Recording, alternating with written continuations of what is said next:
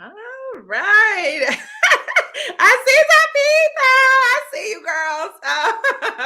I love it. I love it. I love it. So I've been so excited. Let me just say this. I've been so excited for The Best Man. If you know me, you know it's my favorite movie of all times. I was telling my co-host here that I have watched this movie at least 100 times because when I lived for 2 years in Central America, every Friday night I had a movie night. And the only English movie I had was The Best Man because I wanted to see Black people and I wanted to hear English when I was living in Panama. So I love it. I grew accustomed to the characters. So here's what we're gonna do. I see some more folks coming in. I love it.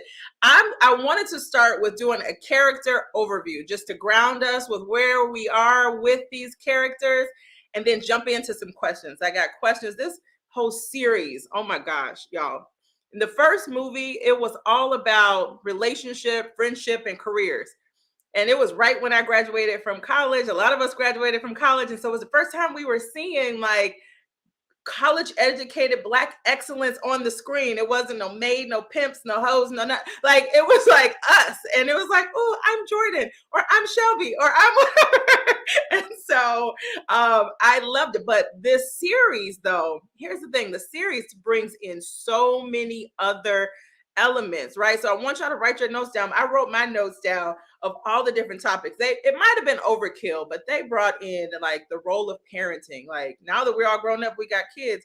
What's the role of the mama? What's the role of the daddy? Being a strong Black father, taking care of aging parents. I know friends, right, who are dealing with that right now. I'm dealing with that right now.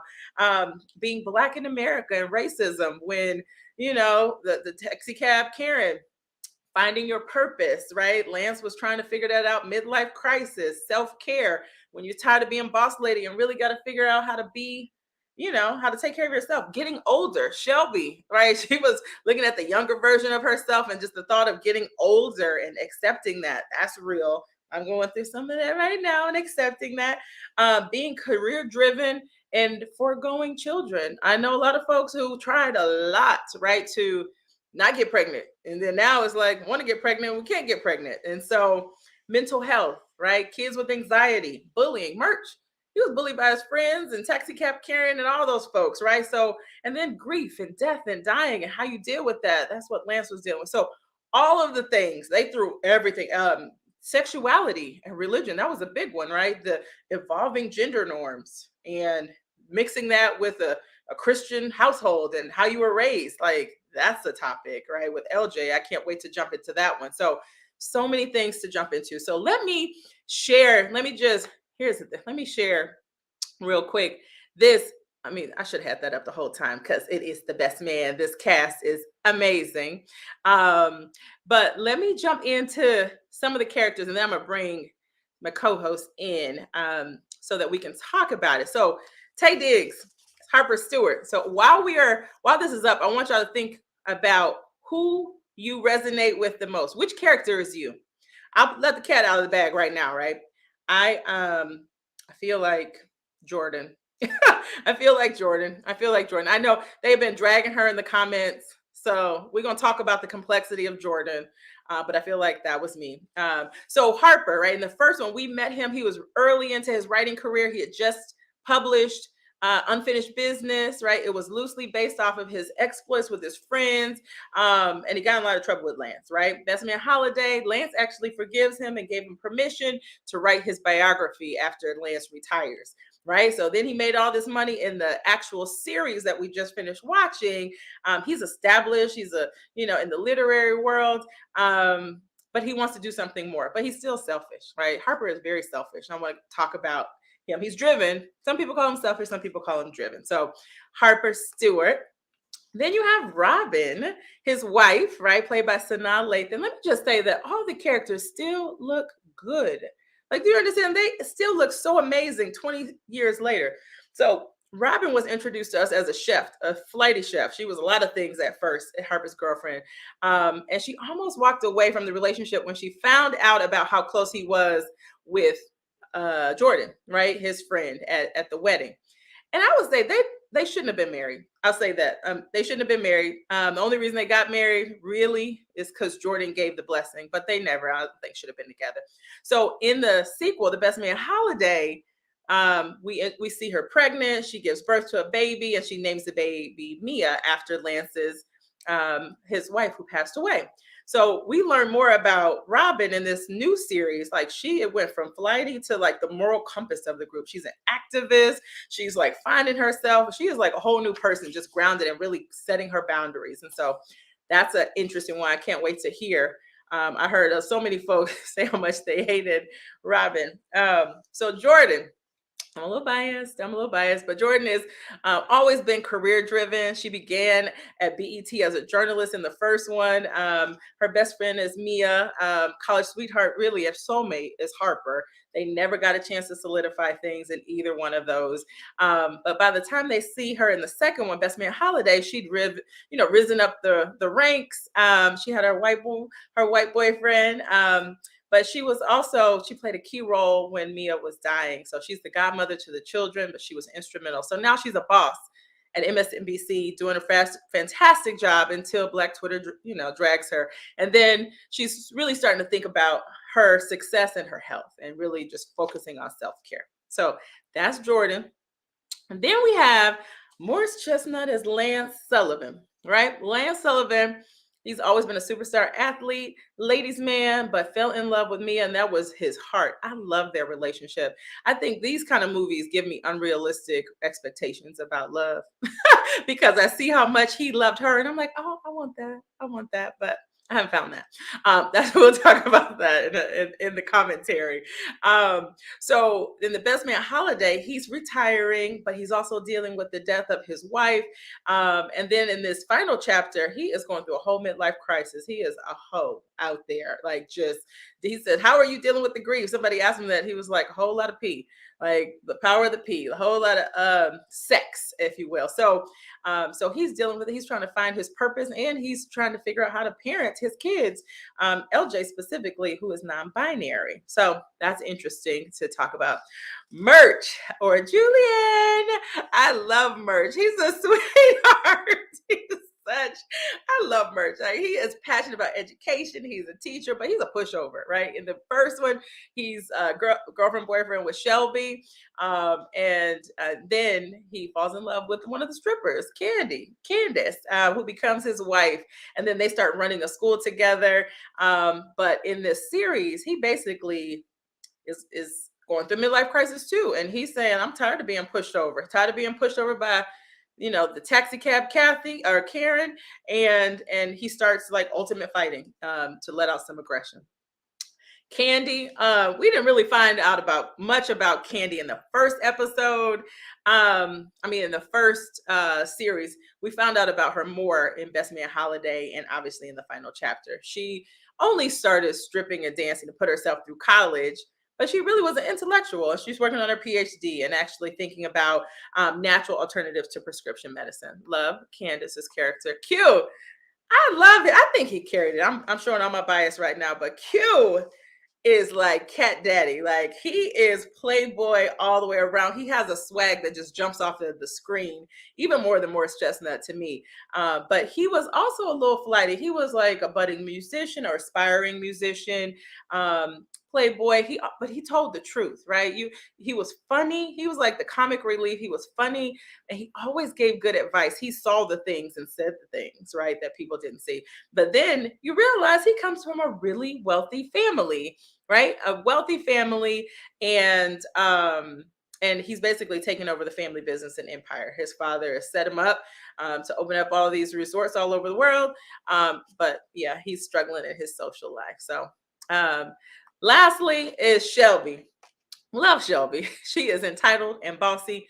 In the first episode, the second episode, the only thing is she's a reality star, has a baby, and she is all about getting what she wants, right? And in this case, it's Q, and she got him. So that's her. Here's a couple other folks to round it out. And then I'm going to bring in some folks, and we're going to start the discussion, right? Nicole Ari Parker as Xiomara. Oh, I loved her so much. My favorite line, right? She says, I'm from the south side of Chicago by way of the Gold Coast. And if you're from Chicago, you know how silly that is. Love her. Ron Canada is Wellington Spivey, Q's dad. And then Demetrius is the long lost boyfriend for Nia Long. I can't look at him without seeing his character on Power. And I was not a fan of him on Power, so I really don't like him that much. And then these are some of the other folks: is Dr. Temple. Let me get my notes. Dr. Temple, who's the professor, is Jasmine, who was the love interest to Lance. You have Stan, the white guy, who was all of the agent, the literary agent, who was all about the money. Will was, oh my God, the fine brother on the beach, who was a tech trader, a tech investor, and a shaman at the ayahuasca retreat. Like, he did a little bit of everything.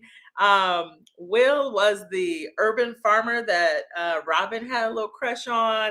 And then LJ, non-binary son of Morris Chestnut. So I wanted to set the foundation for who we're talking about. And now I want to bring in my co-host, right? The first one I want to bring in is Miss Charlam. You all know Charlam. Charlam is a mom coach and a spiritual influencer. She does her own lives. I love tuning in because she always has a perspective. Welcome, Charlam. Thank you, sister. I'm excited. We're going to have a great time. Feeling wherever I missed out on the characters. Absolutely. Then I want to bring in my friend, Dr. Pam. I'm sorry. Hold on. Where's Pam? Where did she go? We're going to have to, she's in St. Croix. So she's going to log back in, but Pam is an author. She's a professor, entrepreneur, and she's written 2 books on relationships. One is Letters to the Brokenhearted, and then another that's coming out soon called Joyfully Single. So I thought it would be really great to have her perspective as well. So let's get started. Let's see. Hold on. I want to see, first of all, if I can see comments. Okay. Y'all, do you see comments, Charlam? I'm looking on my Facebook page. On your Facebook page. Comment. Okay. So let me see. Y'all, do you see comments, Charlam? Uh-oh.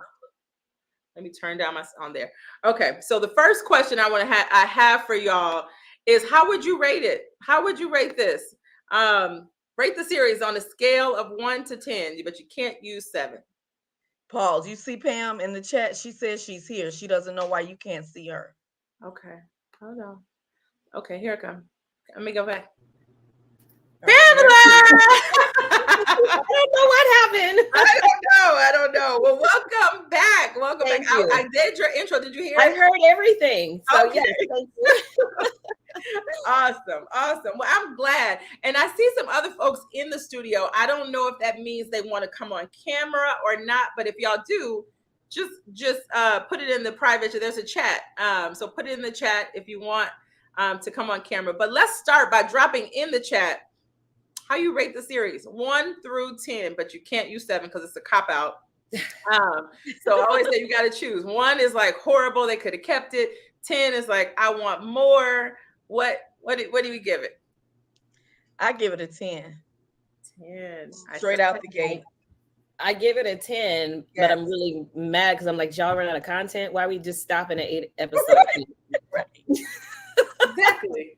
And why we called the final chapter? It's like, come on, but it's a 10. Okay. Absolutely. So tell me, you see chats, you see comments in the chat. Yeah. I see all 10s, by the way. I don't see much else. 9, 8, 8.5. Okay. All 10. Right. All right. So why 8.5, Tammy? Tell us why 8.5. Let's see. The only thing wrong was the title. Angela, what does that mean? Only thing wrong was the title. Agreed. Mocha Mom says I want more. Diola says a 10. I was on Morris Chestnut's Instagram, I believe the next day after it aired, and he said that although this was all that they taped, depending on the response, he's not for sure, but there may be more coming. There better be. I hope so. I don't think that there's gonna be. I don't think so, but we'll see. So I'm jumping to the next one. What character did you resonate the most with? Let's talk about characters. Let's jump in. Who are you? Who are y'all? Pam, I'm gonna let you go first. Okay. I mean, I'm complicated because I am every single one of those women. All of them. I mean, and I'm not saying, oh, a little piece of her, a little piece of her. I am fully all of those women. Wow. I really am. And, you know, take it how you all want to take it. Judge me the way you want to judge me, but I am all of those women. You know You're what? not one more than the other, though, Pam. In would different your phases of friends my say life. you are? In my marriage, I was definitely Robin. I'm not Robin anymore. So it's just, although I am the Robin that Robin became towards the end, because I mean, I'm telling you, I'm looking here plotting to move to Costa Rica. I'm in St. Croix right now. So I definitely saw that, but I also saw Shelby 100%, you know, and in so many ways that people just don't, you don't know me well, you probably be shocked. Yeah. But yeah, no, I really, in so many ways, definitely Jordan in a lot of ways, but in a different way, not so much in the corporate, but in the, I'm gonna make things happen. I'm gonna, you know, make my space in this world. And so, yeah, I'm all of them. Okay. All right. Charlotte, how about you? I am Robin.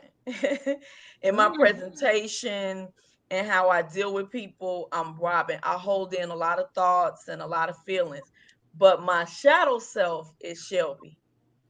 Really? So give me characteristics about both of them. I need to understand. So in the comments right here and in a lot of commentary that I saw, people hated Robin. And They she was hated like, her. on my nerves as well. And I kind of understood a little bit of the hatred.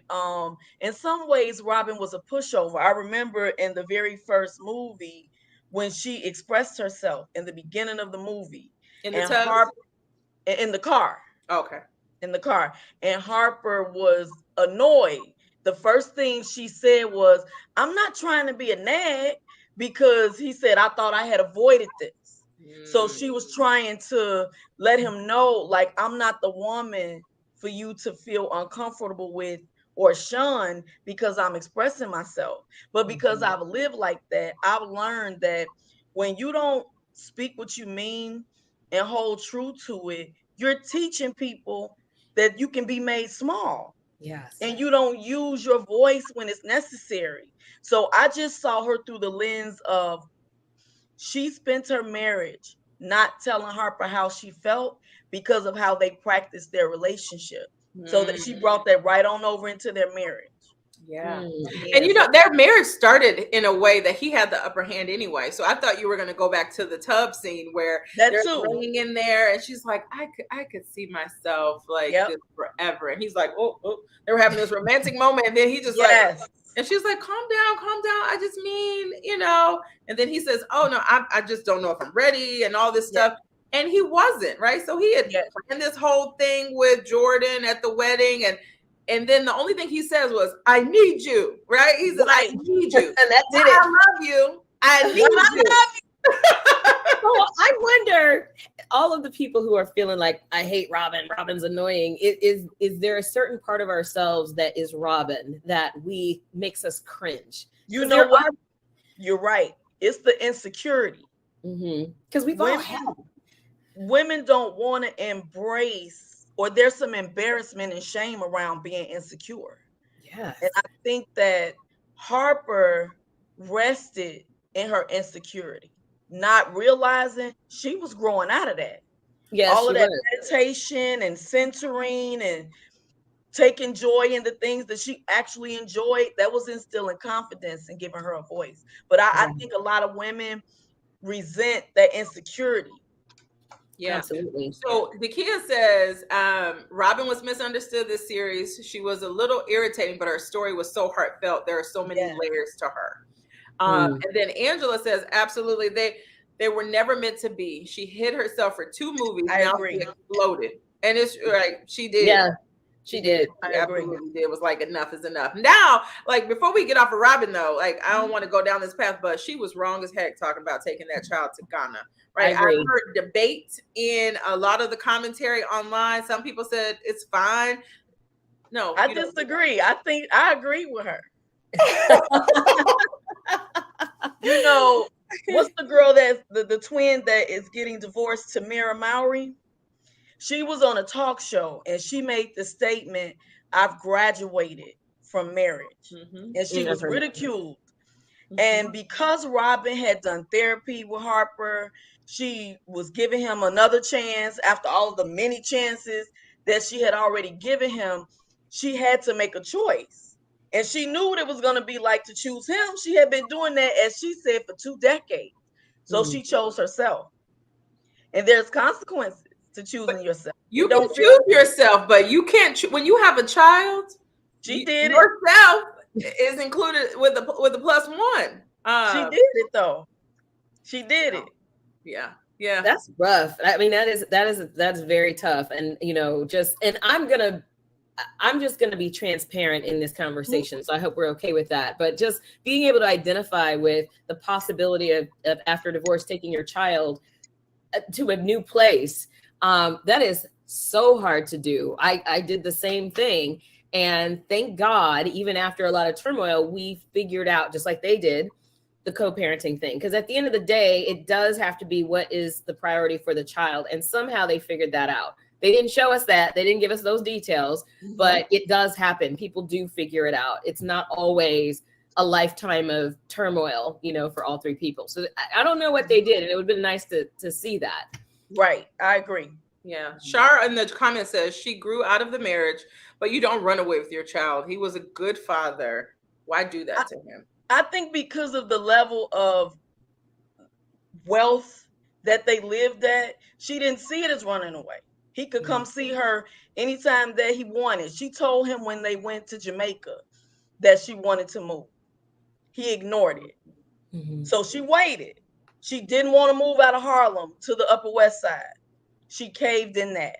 So she gave herself a chance to do something that she wanted, and it didn't lock him out because she also told him, you can write from anywhere. Yeah. You can write from it. And he wasn't willing to make the same sacrifice that she had made for 2 decades. Yeah, but moving to Chicago is different than Ghana. You know what I'm saying? But when you got the money, when you have the money, is it really that different? It's really. I think so. I hear you. I do hear you. He was selfish the whole time, and she rocked with him, right? The whole time, everything was about his career, and she did 100% get that. I just think kids are different. I'm sorry. I see a comment from a man here that agree. He says, Mocha Man is saying, I don't agree that she was running away. She finally chose what she wanted and needed. That's an interesting perspective because I'm torn. And I figured all the men are going to say, oh, that was awful. And all the women were going to say, good for her. And I'm loving that there's some, variety. I wish I was that courageous. I wish I had made choices like that for my daughter regarding her father. I wish her life would have been totally different for the better. But I have to say, I did do that. I'm the result of doing that. And he adjusted. He moved to where we went. It was the best thing ever. She tells me all the time. Thank you. I believe it. I love that. I love it. So, so we probably will come back to some of those, but here's the next question. What was your favorite moment of the series?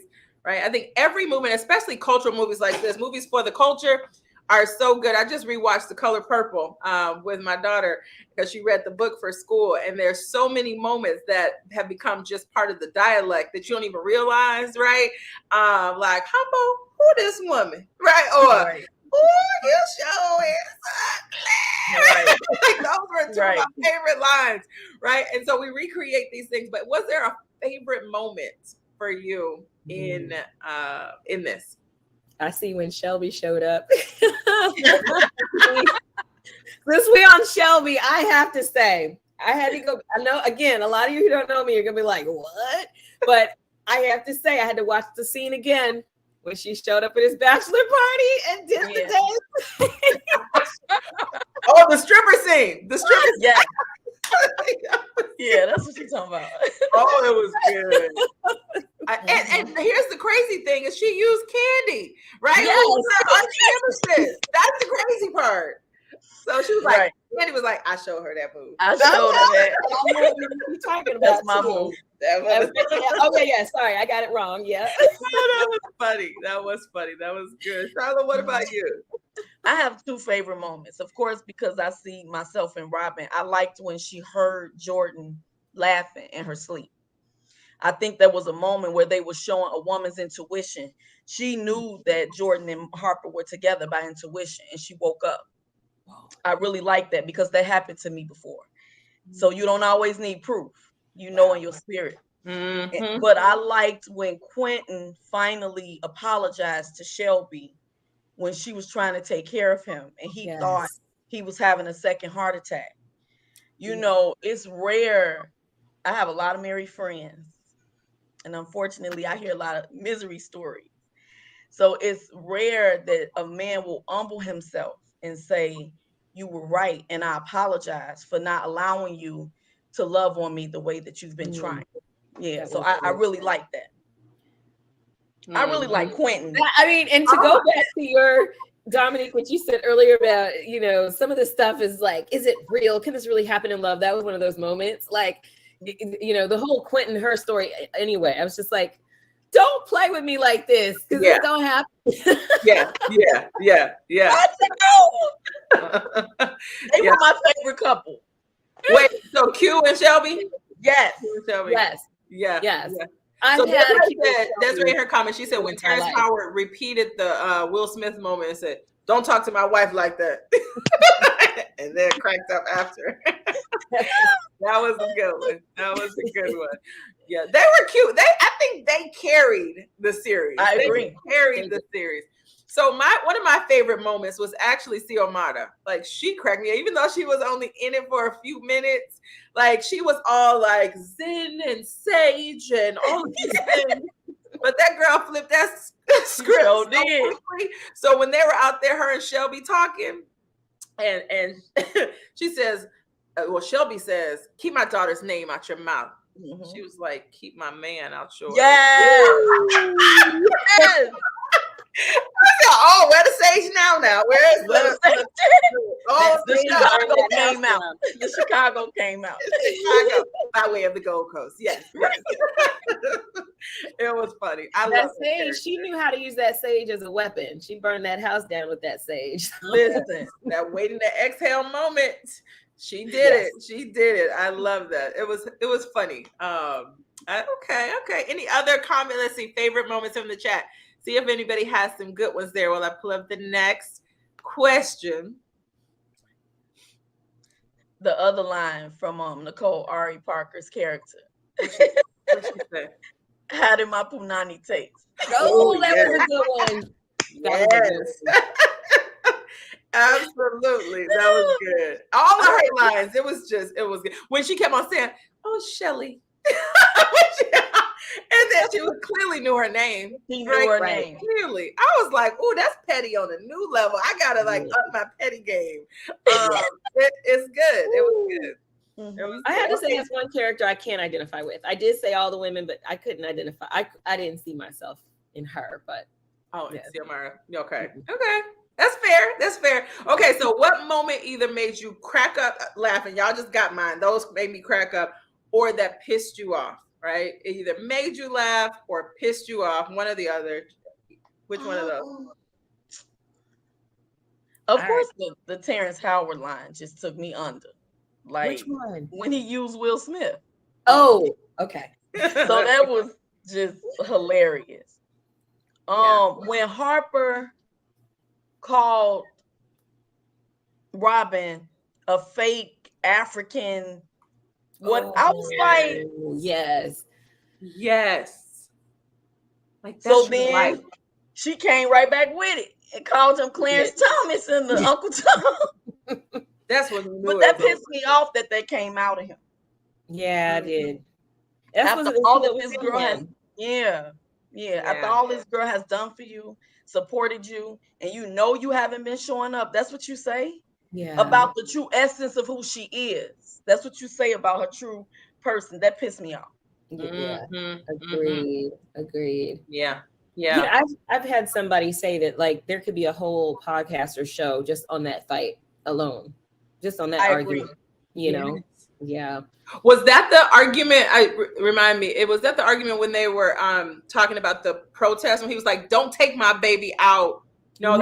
At the end when they were divorcing, and he was saying the custody. Don't take my daughter to Ghana. Yeah, Mhm. because there was another one leading up when she got arrested, and Yes. it was tension. Like I felt tension in my whole body watching that one, Yeah. where he was just like, she was like, "You don't tell me what to do Right. with my child," right? Like that was the beginning of the end to me. It was like, "Oh, they don't like each other. This is gonna be ugly." Yeah. But it made me feel a certain kind of They way. don't really like each other. Someone else said the professor with the scene with the professor assaulting. Oh, yeah. Yep. That made me mad too. But you know what's so interesting though? So he was so likable. Yeah, When it he was came to weird. the house, not only was he well regarded, but like he won favor with Merch, right? That's Yeah. what it I mean, was. he was like a down, like he was like, okay, like you're real people. So for Right. him to do that, like I kind of saw it coming, but I didn't. But it's like, what do you do? What do You saw do? it coming? A little bit. Like I saw something happening there. Okay. I didn't know he full on grabbed all of her cha-chas. Like He that sure was a did. little bit extra. I think maybe in a minute or two before, but leading up, I really thought this was going to be her champion to get her to where she, but no. Yeah. We have some commentary saying the way Lance spoke to LJ and him throwing out his clothes was pissing people off. Oh yeah. yeah. Well, let's talk about that. Let's right. So talk let's about talk about that. Right. Yeah. So that's a huge part of the storyline. Yes. So in every modern show today, the LGBTQ piece is going to be inserted in there because That's it's right. part of the culture. And side note, why did I think that Robin and the chef was about to get on? Did y'all think that? Oh, they were getting there. I did They too. were getting there. I Yeah. did where it was gonna go. I was like, I see this I was coming. And she about to stay there and marry her, and that's the LGBTQ line. I did. thought That's that was exactly what I thought. But it kind of shows Okay. that, everybody who has an affinity for each other, they don't go there. That sometimes, there is restraint. And that's, we on both of their parts, because they were both attracted to each other. You feel like they were. You feel like that was a part of the script, or that was intentional. Well, I don't know if it was intentional, but I do think that there is something there, and that it doesn't always play all the way out. Yeah. Now, if they continue the series, it might, but they're divorced now. So I don't know. I think that's possible. Yeah. Between that and that little ugly hat she had when she was on the way to the ayahuasca thing, I was like, that was playing up this gay role for her, this lesbian. Oh, that chef. I'm sorry, I'm off. You're talking about the one in where they In were Jamaica. It's Saint-Pierre. Yeah, okay, I'm Pierre. sorry. I was Yeah, thinking about the yeah, guy I later thought so who too. was the Buddhist. Never mind.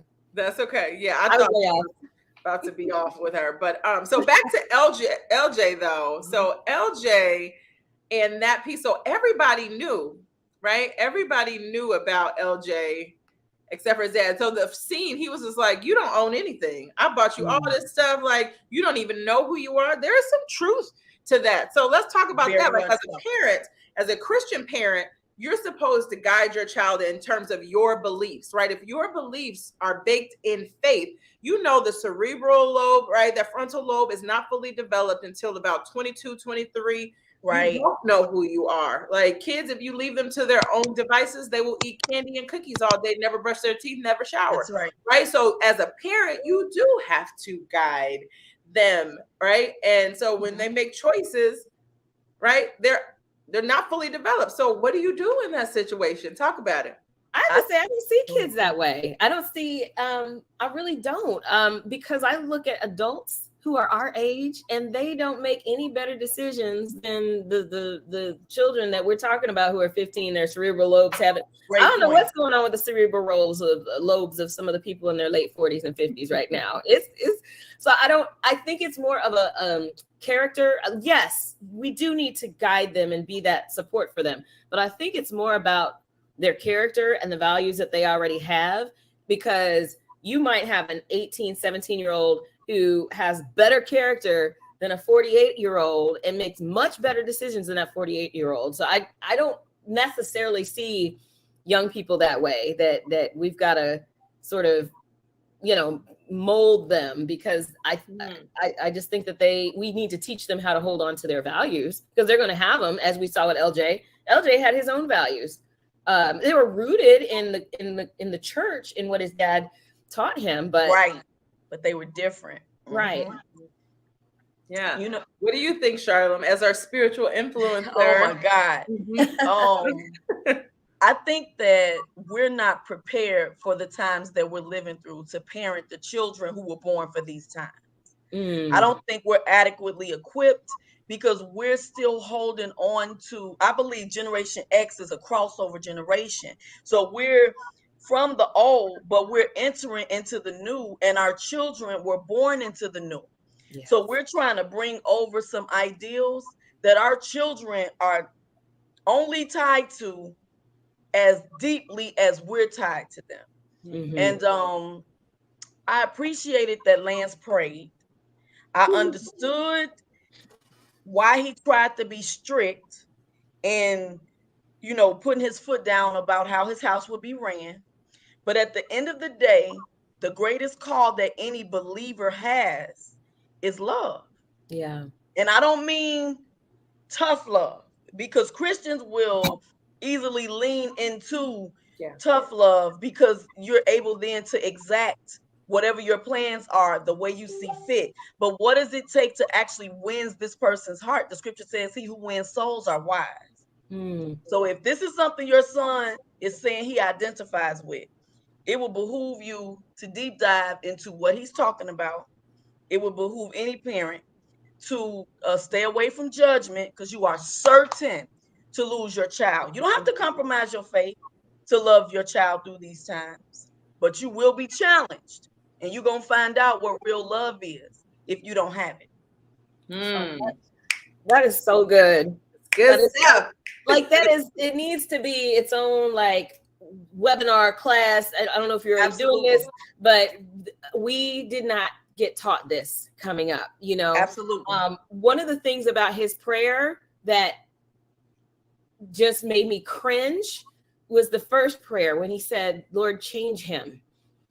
And let me tell you, when I heard that, so I heard that in so many different ways. I've heard that in me praying for Lord to change somebody I was dating or married to, but it was the wrong perspective. Then when he said change me, I just about cried because I was like, you got it. That's what it is. You got it. I love it. I love it. So I was glad they came around to that in the script, because I don't know if other people noticed it, but when I heard him say, Lord, change him. And you know what? It's unfortunate, because this is a great opportunity for the church, especially the Black section of the body of Christ, to openly have this conversation. But instead, the response is going to be, here they are again, trying to shove this down our throats. Well, it's going to be more of this as these babies are being born. We're in a society that is different than the one that we grew up in. So it would be smart for us to educate ourselves, especially as parents. Say that. Yep. Erica says, so I figured out how to put comments on the screen now. So can y'all see them? Erica says, seek understanding first, just show up. That for me was the theme of the entire series. Show up. That's right. I love that. I love it. Yeah. Let's see. Mocha Mom says, paraphrasing Charlem, we are not adequate to train our children in the way we grew up for the way that they are now. We have to be flexible, listen, and be welcoming. It is like we all have children, all of us on this screen, and it's just a different world. It's a different world. So I have learned to like fix my face and to be a receiver so that she's talking to me, right? So it's like, tell me more. That's my favorite 3 words. Tell me more. Tell me more about that. Oh, really? I love that. I need to practice that. Tell me more. Things that come out of their mouths are things we would never say. You know, I'd be in a car and like, oh, you know, Jessica had sex with Tyler, and like, okay, you know, so what, you know, yeah. My daughter, she has a friend. She's like, oh yeah. So one day her friend likes a boy, and then another day likes a girl, and then the next day she likes him. And I think so. I'll say, so that's interesting. So they're bisexual, right? You would date them? Would you date someone who's bisexual? Beautiful question. Yeah. Like, of course. Beautiful question. And so then she had friends over. So the conversation happened. I was like, so would you date somebody who's bisexual? She says, yeah, like it's not that big of a deal. And she was like, my Yep. mom did the same thing. She was like, but I'm convinced, like, we're not thinking about sex right now. So it Right. really doesn't matter. Like, people like who they like. It just blows my mind because me and my friend group, we'll be like, girl, no, like, no. Absolutely like, not. living in Atlanta and the down low culture and the, oh my gosh, like, no, I never know. No, Yeah. nope, not gonna happen. But they're different, and so they like who they like, and it doesn't matter. It's a different gender each day, and it's not just two genders. I learned No. multiple genders. And so even the pronouns, that was funny because That he did not was want to use real pronouns. He was like they, right? When he went to Oh, visit that was a so friend. good. Mhm. It was interesting. He was non-bindering. Non-binary, exactly. Exactly. That's funny.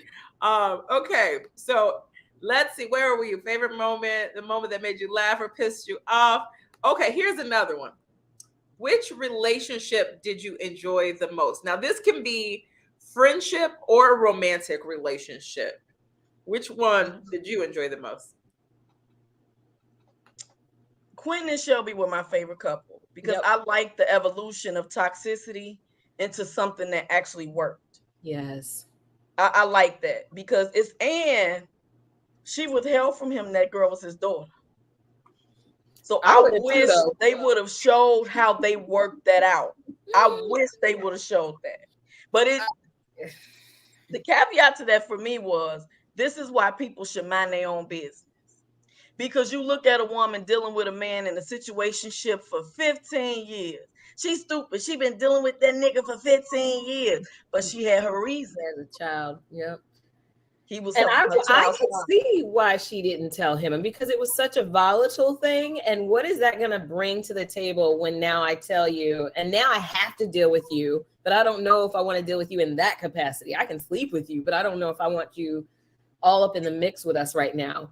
And I don't even know if she really knew that till he got engaged. I thought about that too. That's why I wish they would have explored it. I'm like, why Mhm. didn't she tell him? Yeah. That was definitely some unfinished business. I mean, Yeah. like that one right there. I mean, you just dropping on like that's actually not your stepdaughter, it's your real daughter. Like what? Like y'all didn't even Right. explore that? That was just You didn't glazed explore over. it, yeah. So I will say I'm going to kind of conflate the favorite relationship with the thing that pissed me off. And I will say that when he was in the airport and he was begging her, it pissed me off only because I had my own Quentin back in the day, and I would have loved for my Quentin to do that. And I'm like, this don't happen. I was yelling at the TV. I said, this don't happen. It does not happen. No comment. But I understand why you're saying that. I think many more of us than who are willing to admit have experienced that, like the Quentin phenomenon. Absolutely. There are people saying they like merchant candy. Yeah. Most people said Shelby and Q, but yes, Merchant Candy. I think that's a close one. Yeah. What about Jordan as an unmarried woman in relationship with herself? She had a toxic So she was. I really appreciated her relationship with Shelby, which was a surprise for me. I didn't realize that they were so close. But talk about friend ride or die, right? When the data came back, right? She used her for the show. Yes, I love that. And they were like, they hate you. The data says that they hate you. And she's like, no, girl, I got you. Like, I would have thought because Jordan is all about her career and aspiration and moving up. Like, I thought for sure she would have been like, girl, no, I'm not taking this risk on you. They put all this on me. Like, I'm not. Our Black Twitter is already dragging me. I'm not about to. But she said, no, we're going to figure this out. That's right. But Shelby was ready. She was like, I guess he I'll was go ready. back to whatever. And Jordan was ride or die, right? Yeah. As a friend, which was great. I loved it. And that shows you too, if somebody is willing to hold you down, you have to be in a position of readiness. Yes. Because most people don't help people out because they don't follow through. But Shelby followed through. She adjusted and she scored in the 93 percentile? Yeah. And bring that back. She's like, let's bring that back out of you. That's right.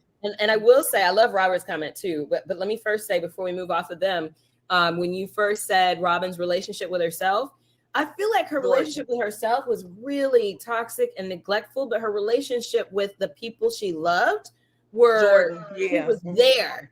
Did I say somebody else's name? You Jordan. said Robin. It's Sorry, okay. Jordan. Yeah. But the relationships with the people she loved and adored, she had their backs, but she didn't have her own back in that same way, you know. Yeah, outside. But that's so real. Like if that she resonates with me so much because you give to everybody else. It's like I'm gonna show up. And I'm gonna do this work. I'm gonna even show up for my work, for my job, for my peers, for my friends, for my family, for all the things.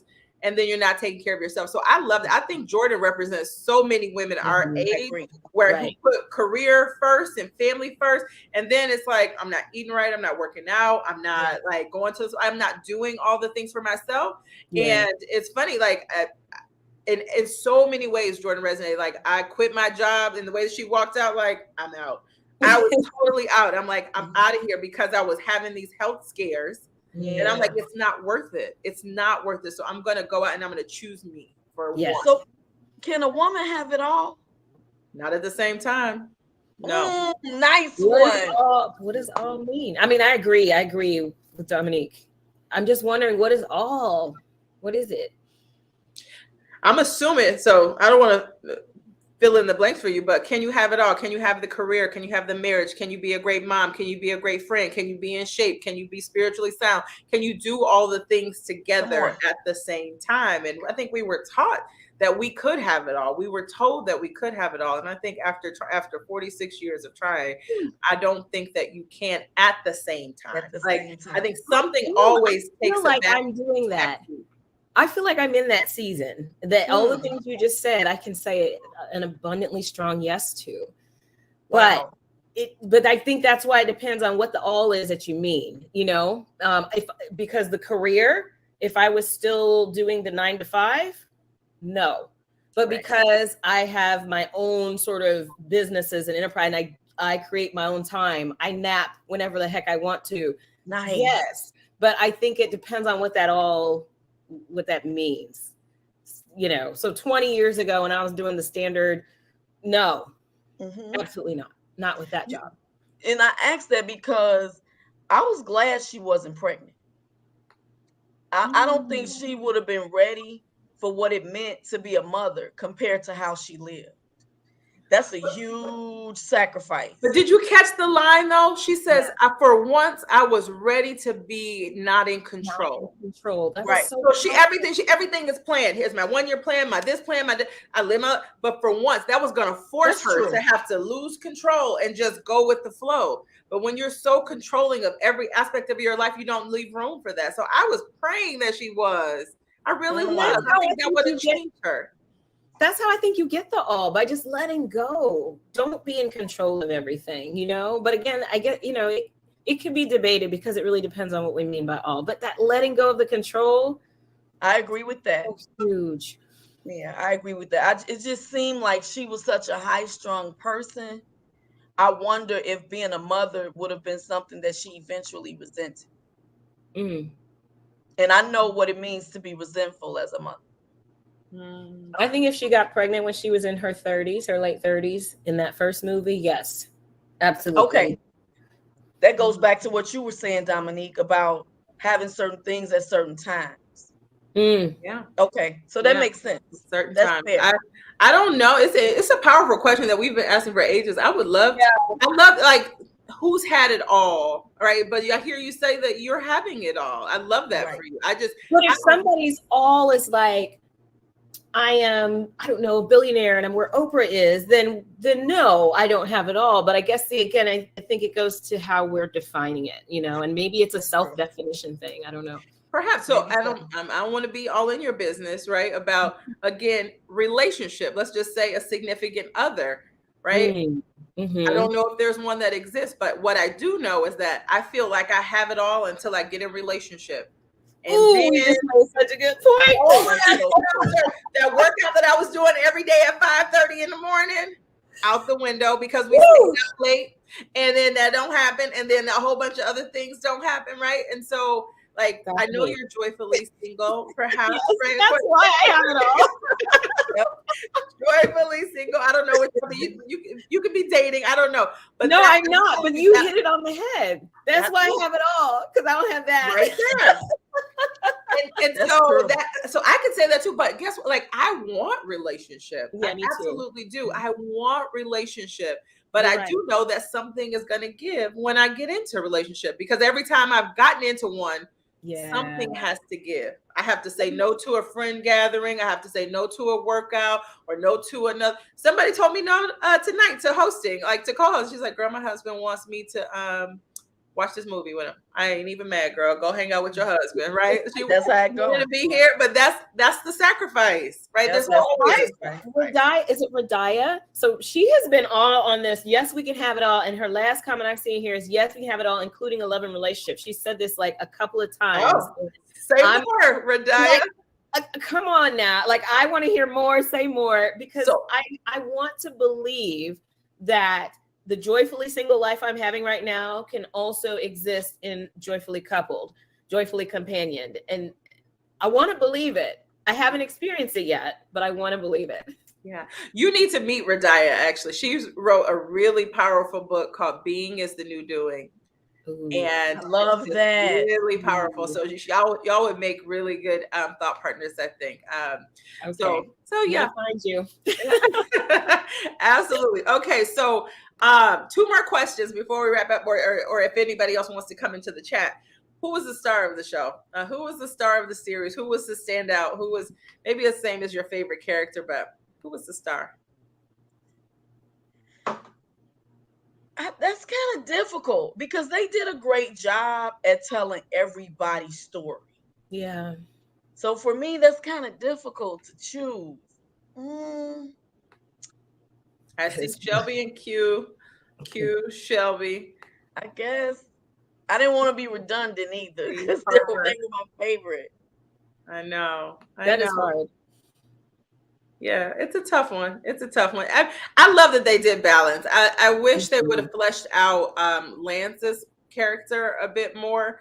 Like, I love Morris Chestnut, and I really wanted to see how that. I love him too.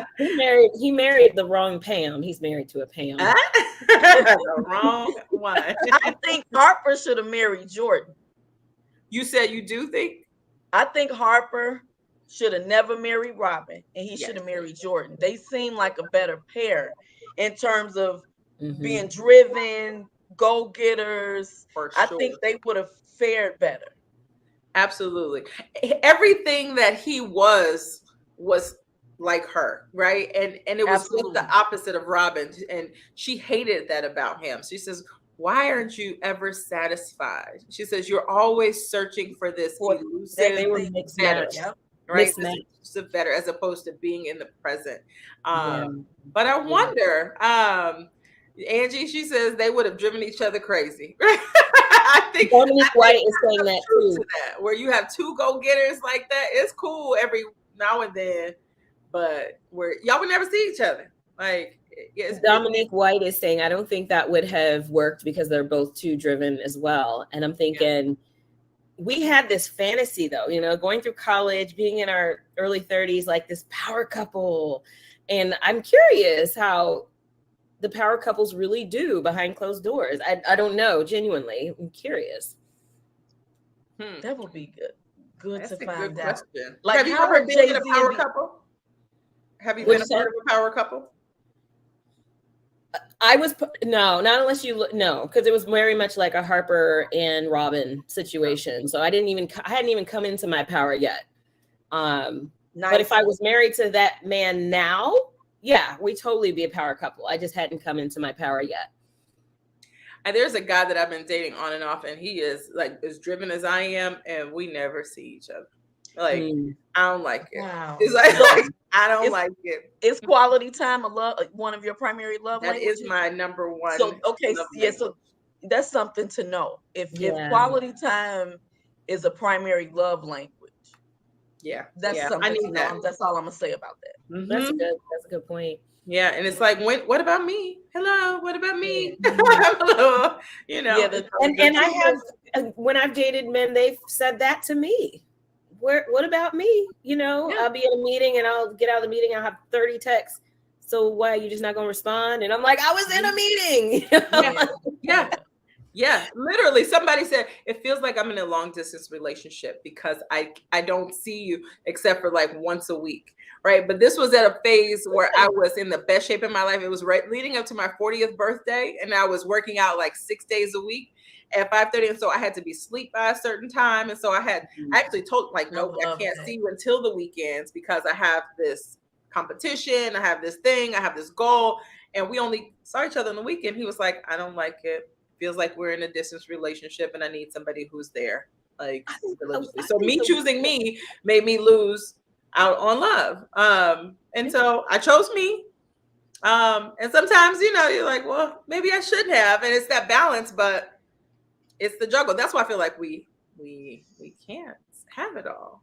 Yeah. At the I same like time. Angela's comment. She says quality time wasn't either one of our love languages. That gives us a little insight on that power couple.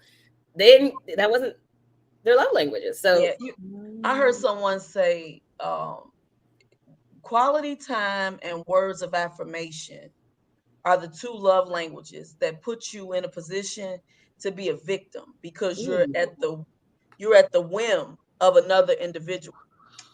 Wow.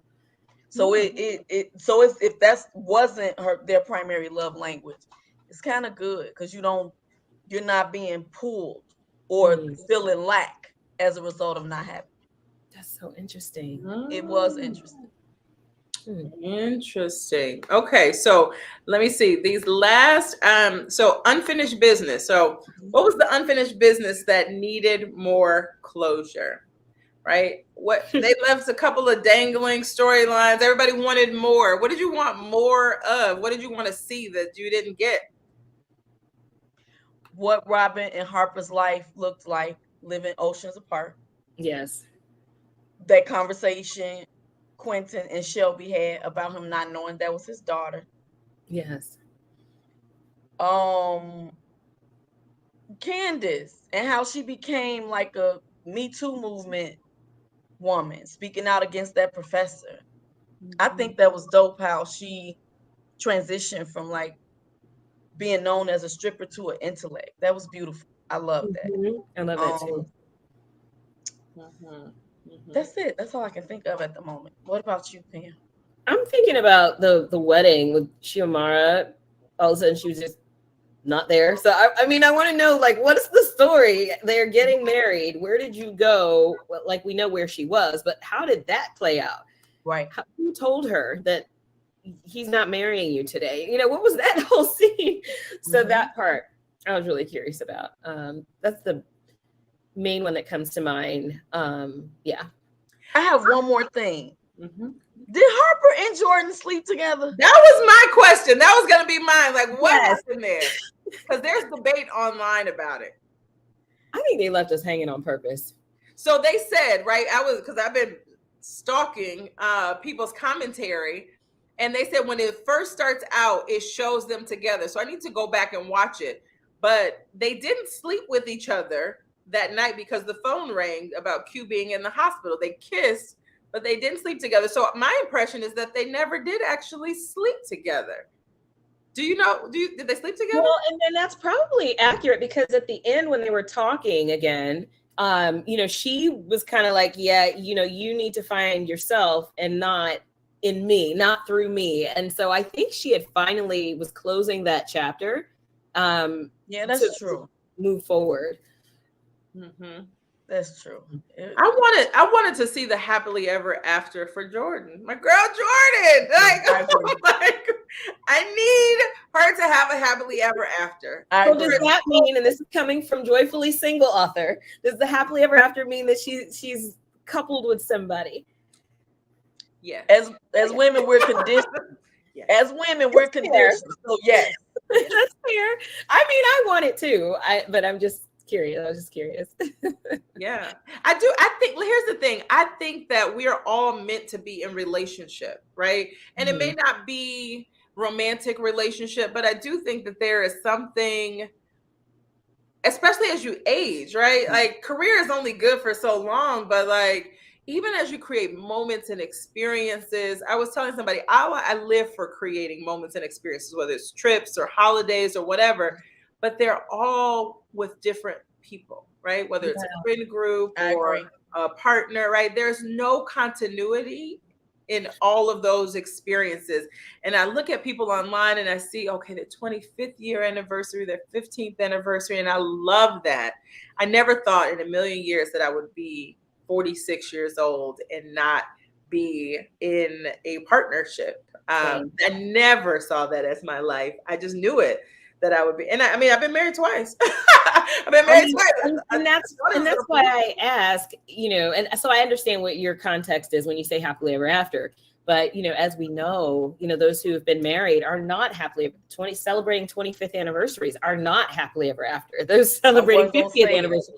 So, I mean, I guess, again, what does that mean? And there's a really amazing researcher. She does, she studies friendships, platonic relationships. And she talks about how we put so much value on the romantic relationships, so much higher than platonic relationships, where we can build some of these same kinds of connections with our platonic people, and we just don't give it as much value. Not to say that it replaces romance, because we want romance. I'm not going to deny that.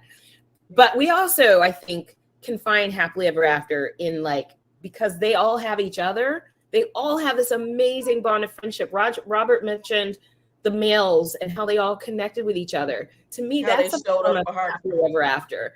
Yeah, I mean, that's powerful. And if all they had were their wives and they didn't have this powerful friendship, I can't call that a happily ever after. Yeah, I think it's the whole picture, I agree with that. I agree with that. Yeah, that's good. I agree with that. And I do think, Pam, we need to redefine that and kind of bust this idea of that we are only complete when we are in a romantic relationship. And so 100% agree. And I think in this modern day, I think we're going to see it. The premium placed on marriage and the idea of marriage is being challenged left and right? Yeah. And it's a question. Absolutely. People are choosing, right, to be joyfully single, right, to be it without a partner, because, and I laugh at it, it's like, I see people married and I know those same stories, Charlotte, that you mentioned. I know they're not happy, right? I know the drama that they're going through.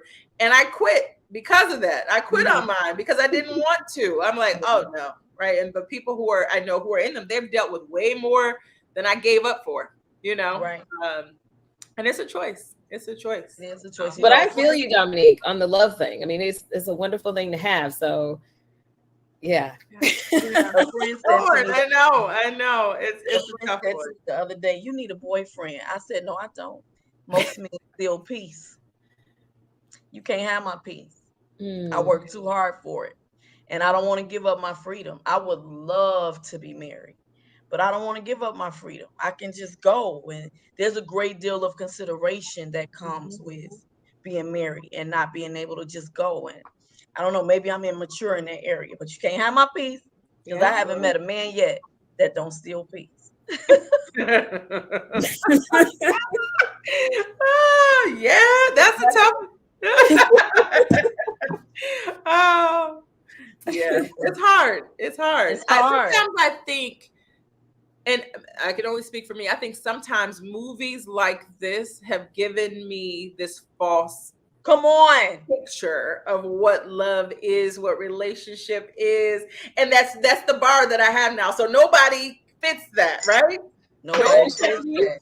And so so part of me, it's like I have to retrain and unlearn what relationship really is. Right. Otherwise, I'm never going to be with somebody, because they are going to get on your nerves. They are going to rob your freedom. Is that right? But do the good things outweigh those bad things? Right? Yeah, it's like our children. They rob our peace. They, in our pocketbooks. Absolutely. All of it. Yeah. But is it in the big picture, the whole of it, is it worthy? Is it worth it? Right. Yes. Yeah. Right. I agree.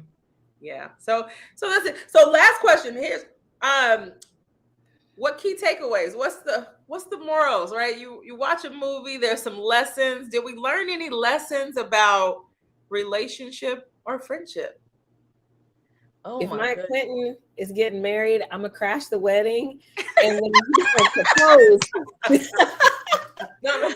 He's gonna propose at the airport when I leave. Oh That's my what I'm goodness. But that's a less like go for what you Go want. for what Like you want. That's what I was gonna it's say. about what you want. So many times we're afraid of that rejection, right? That's right.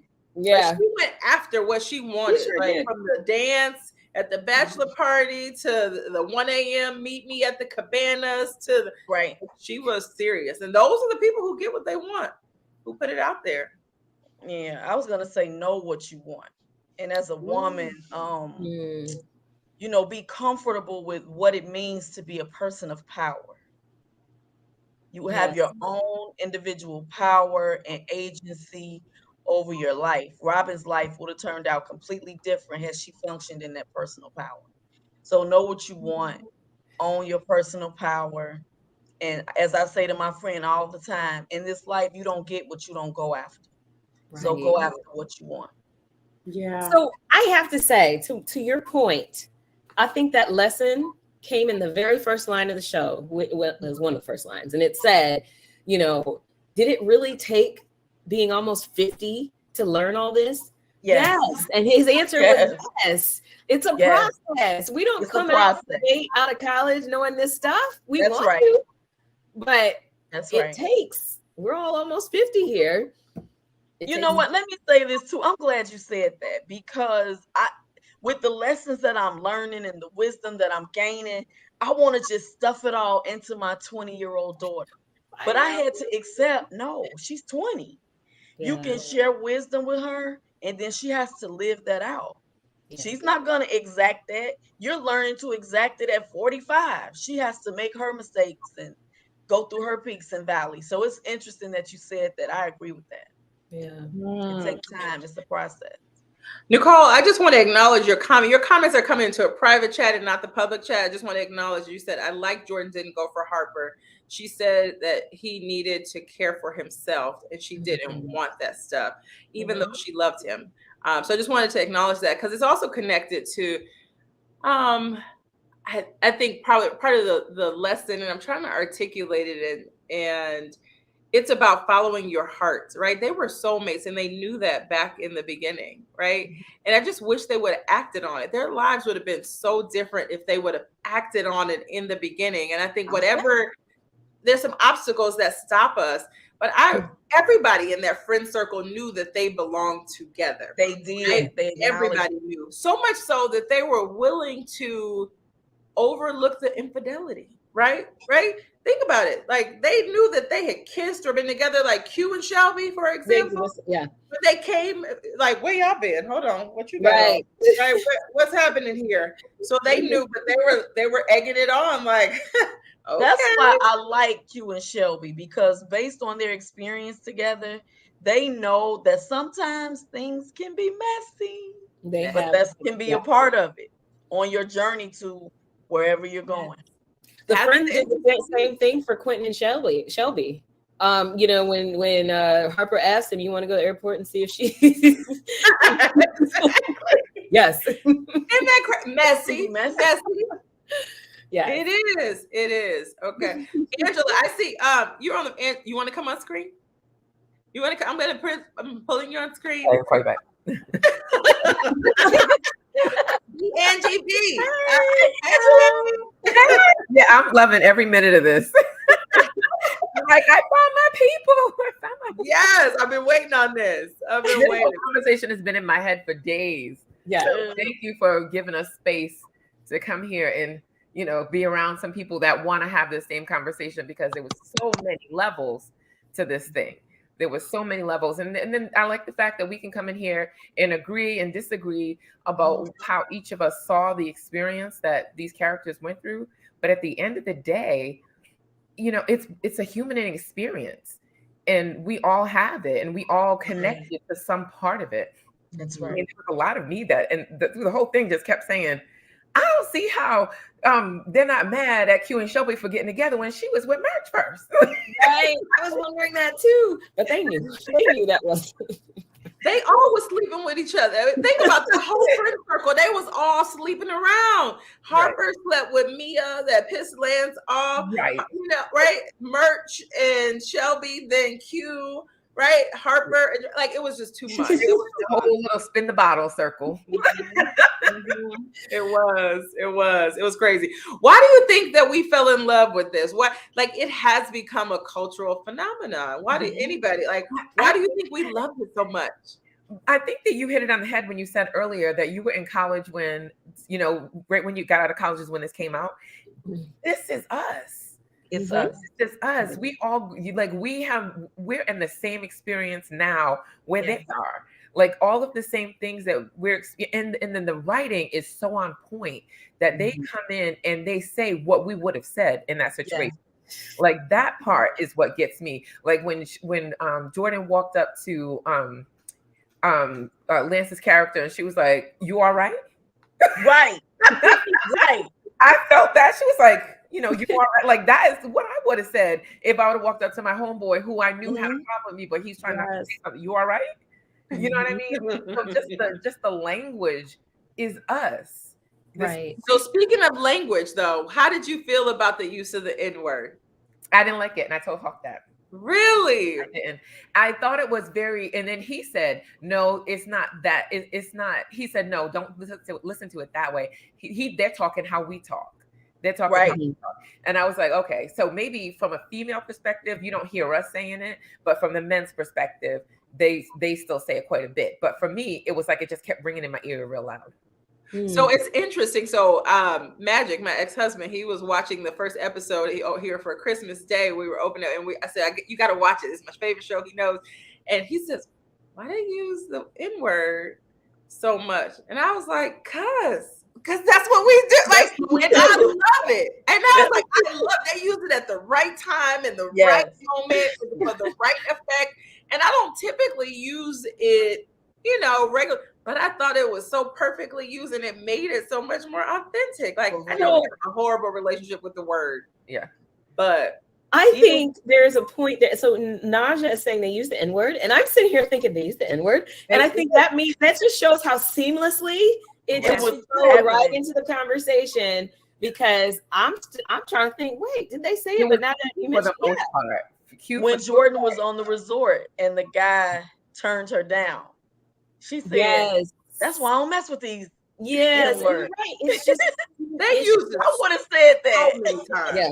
So many. But if you go back, so I went back and watched the first and the second one, Best Man and Best Man Holiday, and they used it consistently throughout those two, right? It's a norm. So they patterned it so many things after the first two as well. Absolutely. Yeah, they absolutely did. So, and I love that they, you know, they everybody was saying in the beginning, like, "Oh, it took them so long to come out with Best Man Holiday, and there's such a gap." But now, if you look at the series, they can go back and bring that content forward, and it truly looks like, you know, like there's history there. This is, I mean, they're bringing back Harper when he looked like a baby. You know? Yeah. Right. They covered COVID. I mean, they bridged that so well. And I have to say, what I loved about it and why I love watching this so much is because it is, I mean, you guys said it is us. And we just don't have the opportunity to see this in the way. I mean, this is something I don't know how much my white colleagues will identify with this. And I love that, because there are nuances in there that nobody's going to get that we get. Yeah. I love it. So speaking of that, so every episode was named after a Black either book or movie, one or the other. I don't know if you all knew that. So every episode was that.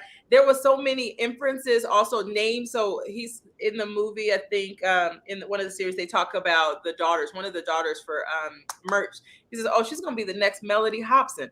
Now, Mellody Hobson is like Black CFO, like mogul around finances, like little things like that were, I loved those inferences that only if you're in that Black excellence space. I even thought about students who are maybe in like film school. Robert Townsend was one of the directors. Yes. I was so happy to see his name come up in the credits. I'm like, oh my God. Really? So that this generation gets to like be made aware of like an old school player who is a legend. I was Yeah. like, man, he needs to be honored. Yes. Yeah. Yeah. You know, I also learned in this that Malcolm D. Lee was Spike Lee's cousin. Oh, I didn't know that. Yeah, Did not Malcolm know D. that. Lee I is didn't know the that. producer for all of the Best Man Right. series. Like he was a first-time producer in the first one. And I didn't know that was Spike Lee's cousin. So Spike Lee's in the I didn't credits either. too. If you go back. Oh, and nice. watch. He is. I know Robert Glasper did the soundtrack. I saw my cousin post about that today. Mm, That I music was amazing. it was. Yes. This was Yeah, so it much was fun. good. It was good. I loved it. It's like it's cultural. It's Yes. so I won't belabor this, but I so Okay. thank y'all for joining in on this discussion. I've been waiting for this, waiting for people to see it so I wouldn't do the spoilers. But I wonder what the next chapter would be like if this were 10 years later, right? Because again, it's our life. Like, what's Right. what's the next Well, chapter? that's what I said. of They this? can't call it the final chapters. They messed up on that. That's why I said that's the worst part of the whole thing. The only issue I had was Right. was the title. Like Yeah. when you say the final chapter, now you got everybody thinking if they come back with something. They I know. have to. Nothing. Well, thank y'all for joining. This was fun. Thank you for joining on this Yes, Wednesday night. And until the next one. Thank Until the you. next one. Good night, y'all. Hang back in the studio, y'all. But I'm gonna end the broadcast. Love y'all. Okay. Good night. Bye.